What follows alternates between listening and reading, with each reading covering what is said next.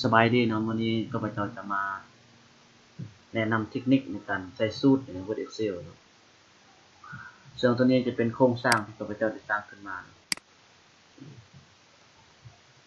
โดยข้าพเจ้าจะใส่ตัดตารางตัวนี้เนาะอันนี้ข้าพเจ้าจะสร้างเป็นบัญชีเงินฝากประจำเนาะโดยที่เราจะคิดรายเป็นดอกเบี้ยคือในนี้รายละเอียดเราจะมีเงินฝากเนาะก็คือต้นทุนนั้นจะมีอัตราดอกเบี้ยเนาะอัตราดอกเบี้ยเนี่ยจะกำหนด10.50% ต่อปีเนาะแล้วก็ต้นทุนตัวนี้ต้นทุนเนี่ยจะคิดรายเป็นเงินกีบแล้ววันนี้จำนวนเดือนนี้อิงตามความเป็นจริงเลยเนาะอันนี้เป็นข้าพเจ้าได้ยกตัวอย่างมา12เดือนเนาะคือตัวนี้เนาะ12เดือนตัวนี้เนาะแล้วเมื่อเรากำหนดต้นทุนกำหนดดอกเบี้ยเนาะอัตราดอกเบี้ยแล้วเรากำหนดจำนวนเดือนแล้วเราจะคิดรายดอกเบี้ยตัวนี้เนาะหลังจากนั้นจะมีตัดตารางตัวนี้เนาะตัดตารางตัวนี้นี่จะมีชื่อและต้นทุนตัวนี้เมื่อเวลาเราป้อนชื่อเนาะเราเวลาป้อนชื่อป้อนต้นทุนตัวนี้จะให้มันรันออโต้อยู่ในนี้เนาะตัวอย่างว่าเดือนที่1เดือน2เดือน3นี่มันรันออโต้อยู่ในนี้แล้วหลังจากนั้นเราจะคิดรายดอกเบี้ยทั้งหมดตัวนี้เมื่อได้ดอกเบี้ยทั้งหมดแล้วเราจะหักอากรให้รัฐหรือว่าเสียภาษีให้รัฐ 15% ตัวนี้เนาะแล้วหลังจากนั้นเมื่อเราหักอากรให้รัฐแล้วเราจะรวมทั้งต้นทุนแล้วก็ดอกเบี้ยเนาะที่เราหักอากรให้รัฐนั้นแล้วมาบวกกันเนี่ยมันเท่ากับตรงนี้เนาะฉะนั้นสูตรในการคิดรายเบื้องต้นเนาะเราจะคิดรายตัวดอกเบี้ยตัวนี้ก่อนติดไปเนาะได้เครื่องหมายเท่ากับแล้วก็เปิดวงเล็บได้เครื่องหมายดอลลาร์ตัวนี้เครื่องหมายดอลลาร์ตัวนี้เราจะใส่อยู่ในสกุลเงินต่างๆเนาะเราจะคิดอะไรสกุลเงิน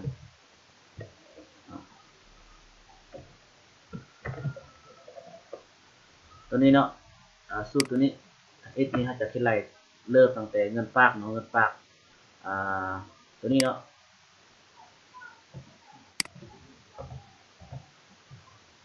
เงินฝากจะอยู่ในซองซี่แล้วจะอยู่ในบรรทัดตัวที่ซี่ตัวนี้เราก็พิมพ์คำว่าเปิดวงเล็บดอลลาร์ซี่ดอลลาร์บรรทัดที่ซี่ตัวนี้เนาะซี่ตัวนี้แล้วก็มาคูณให้อัตราดอกเบี้ยตัวนี้เนาะอัตราดอกเบี้ยนี่เราจะใส่มาตัววงเล็บดอลลาร์ซียังอยู่ห้องซีคือเก่าเนาะ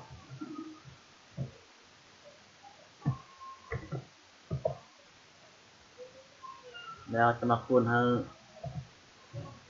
จำนวนเดือนตัวนี้เนาะคือข้าพเจ้าได้กำหนด12เดือนจะคูณให้12เดือนตัวนี้ก็มาพิมพ์คำว่าดอลลาร์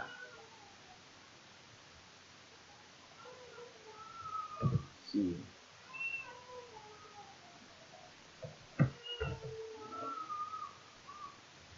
6เนาะอันนี้มันจะอยู่ในบรรทัดตัวที่6ตัวนี้เนาะแล้วก็มาคูณให้30นี่มาจากไส30ตัวนี้เนาะมาจาก30วันเนาะเพราะว่าเดือน1เขาจะกำหนด30วันก็ปิดวงเล็บแล้วมาหารให้เปิดวงเล็บหารให้100เนาะ100นี้มาจากการบวกลบคูณหารในสูตรคณิตศาสตร์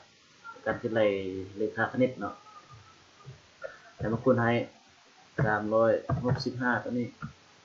365ตัวนี้มาจาก1ปีเนาะ1ปีเราจะกำหนด365วันเนาะแล้วก็มา enter หลังจากเวลา enter เนาะมันจะให้เฮายอมรับหรือว่ากดยอมรับตัวนี้เนาะให้กดมา yes ตัวนี้มันจะรันให้เนาะแต่ว่าเงินฝากนี่เงินฝากของข้าพเจ้าเนาะจำนวน950ล้านแล้วอัตราดอกเบี้ยนั้น10.50% ต่อปีเนาะแล้วก็จำนวนเดือนนั้น12เดือน ข้าพเจ้าจะได้อันนี้เนาะสำหรับดอกเบี้ยนะหลังจากนั้นอาจจะคิดไรในห้องนี้เมื่อเขาป้อนตัวอย่างว่าถ้าแกนพรตัวนี้เราฝากเงิน830 ล้านแต่ว่าเวลาเขาเปลี่ยนเป็น830 ล้านเนาะเป็น840 ล้านให้มันรันออโต้ให้มันเปลี่ยนแบบอัตโนมัติเลยจะคิดไรในห้องนี้นั้นอาจจะ copy จากสูตรตัวนี้มาวางในห้องนี้เนาะหลังจากนั้นเนาะก็คุมสูตรคุมเซลล์ตัวนี้เนาะใส่นอนลากเนาะลากลงลากมาอ๋อนี่เนาะแล้ววันนี้เราจะใส่สูตรที่ไรเนาะให้เข้าไปที่ตัว data ตัวนี้แล้วหลังจากนั้นให้เข้าไปที่ what is inline ตัวนี้แล้วมาเข้าตัว data table ตัวนี้หลังจากนั้นเราจะคิดไรเงินฝากก่อนเนาะเอาจะคิดไรเงินฝากก่อนเวลาเราลั่นเวลาเราป้อนข้อมูลในนี้เนาะให้มันลั่นออโต้เซลล์ต่างๆในนี้อย่างข้าพเจ้าจะคิดไรห้องตัวนี้ก่อนประมาณ$เงินฝากอยู่ในห้อง2Cเนาะในบรรทัดที่ C ตัวนี้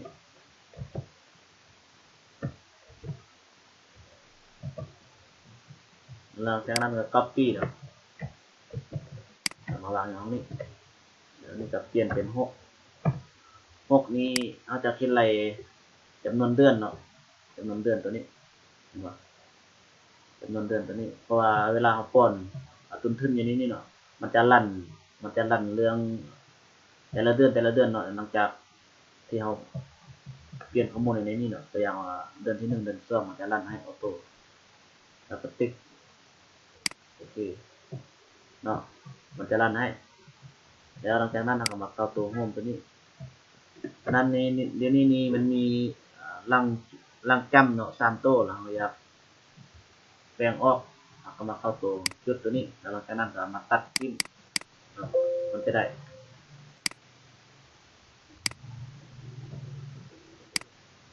แล้วหลังจากนั้นเนาะเขาจะมาป้อนข้อมูลเขามาเปลี่ยนข้อมูลอยู่ในนี้เบิ่งเนาะว่ามันจะเปลี่ยนให้บ่ตัวอย่างข้าพเจ้าจะเปลี่ยนถ้าจันพรตัวนี้จาก140 ล้านจาก840 ล้านมันเป็น960 ล้านแล้วก็ enter เนาะแล้วมันจะเปลี่ยนให้แล้วตัวนี้เนาะ10% ตัวนี้มันจะมาเปลี่ยนเป็น30%นะ enter มันจะเปลี่ยนให้แบบอัตโนมัติเลย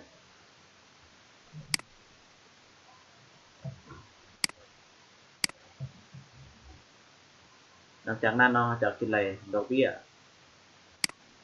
ยนี้จะคิดไรตั้งแต่เดือนที่1ตัวนี้ไปหาเดือน12ตัวนี้เนาะใส่เครื่องหมายเท่ากับซัมตัวนี้เนาะสำหรับซัมตัวนี้เขาจะใส่คิดไรเลข10ประการเนาะเลขบวกลบคูณหารเนาะแล้วก็เปอร์เซ็นต์ตัวนี้จะใส่สูตรซัม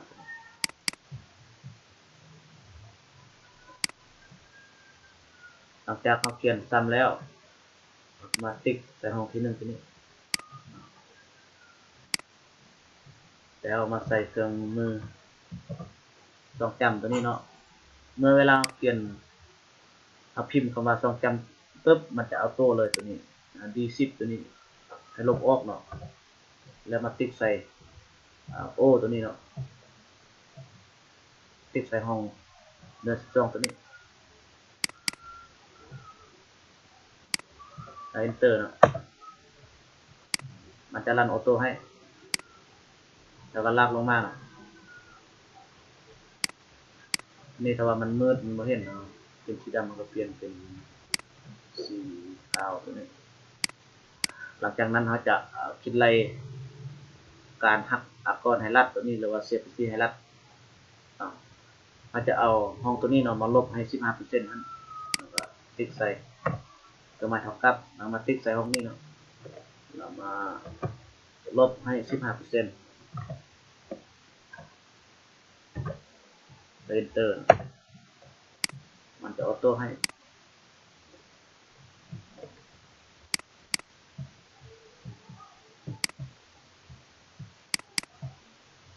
หลังจากนั้นเนาะเมื่อเราได้กำไรที่แน่นอนเนาะหรือว่าตัวจริงนั้นเมื่อเราได้ดอกเบี้ยทั้งหมดแล้วเราเนี่ยเรามาหักให้อักก่อนให้รัฐนั้นเราจะได้ต้นทุนทั้งหมดมัน18 ล้านเนาะ771,000ประมาณนี้แล้ววันนี้เราจะเอาดอกเบี้ยตัวนี้มาบวกให้ต้นทุนนั้นบวกต้นทุนตัวนี้เอามาติดใส่ตรงนี้เนาะเอามาตัดแต่มาบวกให้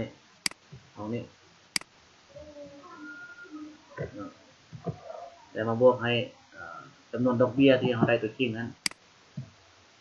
ของนี้เนาะ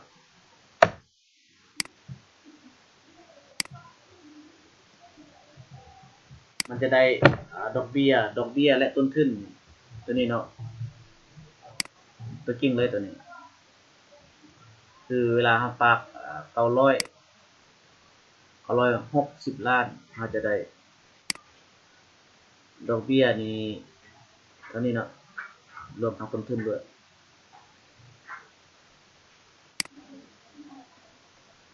แล้ววันนี้เราจะใส่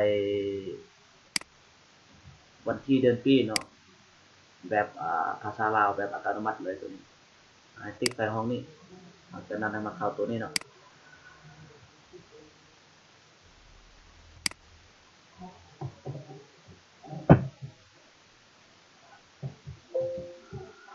หลังจากนั้นให้มาเข้าตัวเดทตัวนี้แล้วมาเลือกเข้ามาภาษาลาวตัวนี้เนาะแล้วหลังจากนั้นก็มาเลือกประเภทเนาะเขาจะมักประเภทใดอย่างเขาจะมักประเภทแบบนี้เรามาติดใส่เรามาลองพิมพ์อย่างนี้กันเดือน1วันที่1 เดือน 2 2019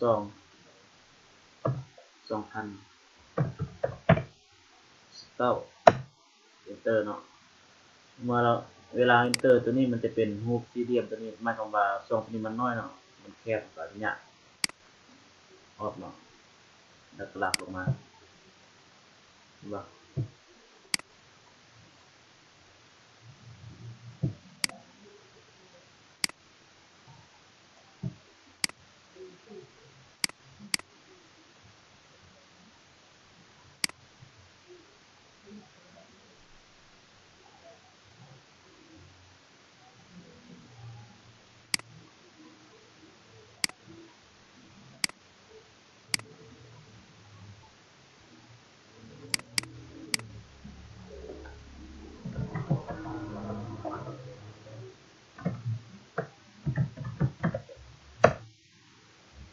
อย่างข้าพเจ้าจะใส่ตัวนี้เป็นเดือนเนาะ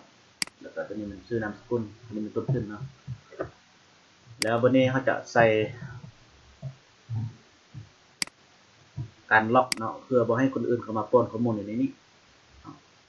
ล็อกเซลล์ทั้งหมดอยู่ในนี้แล้วมาเข้าตัวแม็กเลยหลังจากนั้นมันจะมีตัวนี้ออกมาให้เข้าไปที่ protect set ตัวนี้หลังจากนั้นเราป้อนข้อมูลออกไป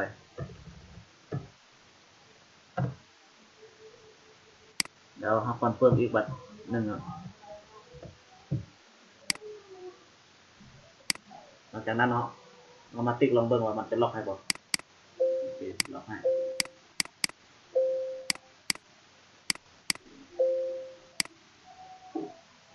แล้ววันนี้การแก้เมื่อเขาล็อกแล้วเนาะจะแก้วิธีแบบใดเราจะติ๊กใส่ตัวใด